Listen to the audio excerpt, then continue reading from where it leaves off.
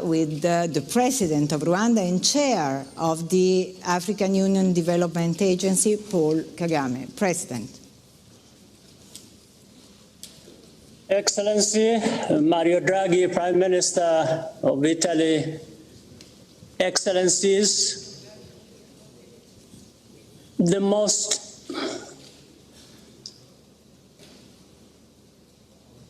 Yes, President Kagame, we can hear you. Please, you can continue your message. We can hear you perfectly. No speech. Point is, can he listen to us? I first wish to commend Secretary General Guterres and Prime Minister Draghi for convening this pre-summit. The care that has been invested in preparing for the United Nations Food Systems Summit in September, engaging thousands of stakeholders, reflects the urgency of transforming the world's food systems.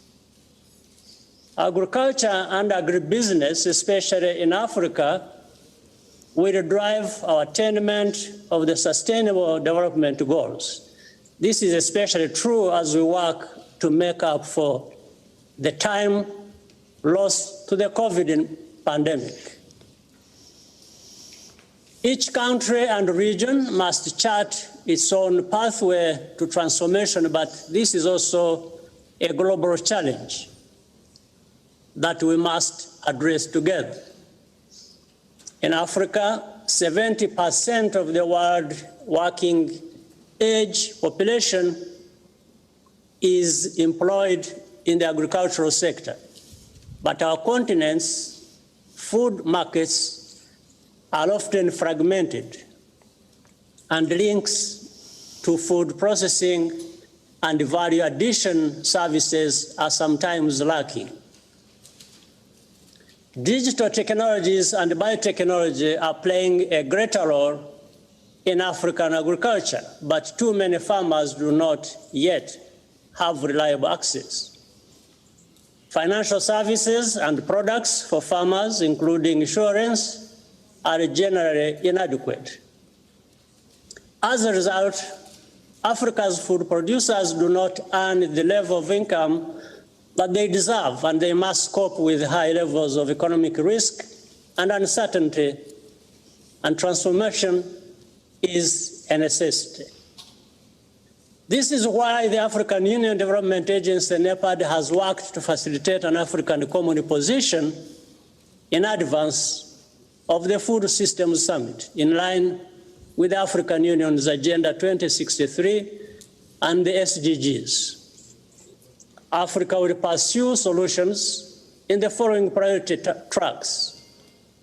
1, adopt nutritious food policies, establish food reserves, and expand school feeding programs. 2, support local markets and food supply chains, invest in agro-processing for healthy foods, and expand trade in food products within Africa. 3, work to increase agricultural financing to 10% of public expenditure with a focus on research, innovation, and environmental sustainability. 4, facilitate stakeholder farmers, encourage cooperatives, and ensure women's access to productive resources. And 5, expand social safety net programs and invest in climate early warning data systems. Accountability for advancing these actions will be integrated into existing continental monitoring mechanisms, including regular reviews under the Comprehensive Africa Agriculture Development Program. At the Food Systems Summit in September, we will begin to roll out new solutions based on this African common position and commit to greater investment in programs that are proven to work. For Africa, the central goal is to halt our continent's over-reliance on food imports, end malnutrition, and create millions of new jobs in the food economy. In doing so, we will strike the right balance between people and the planet. The political commitment generated today is essential for solidifying the global partnerships needed to sustain the success of this historic process.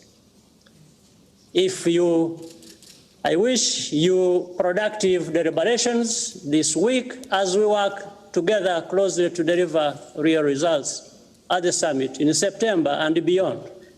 I thank you so much for your kind attention.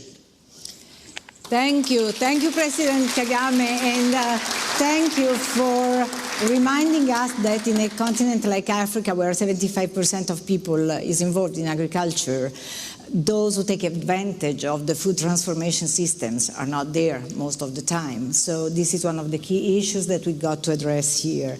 But in the meantime, they told me that we have great news because the Secretary General moved back to his original identity, and so we are able to see him in person right now. So let's listen to the message of Secretary General Antonio Guterres.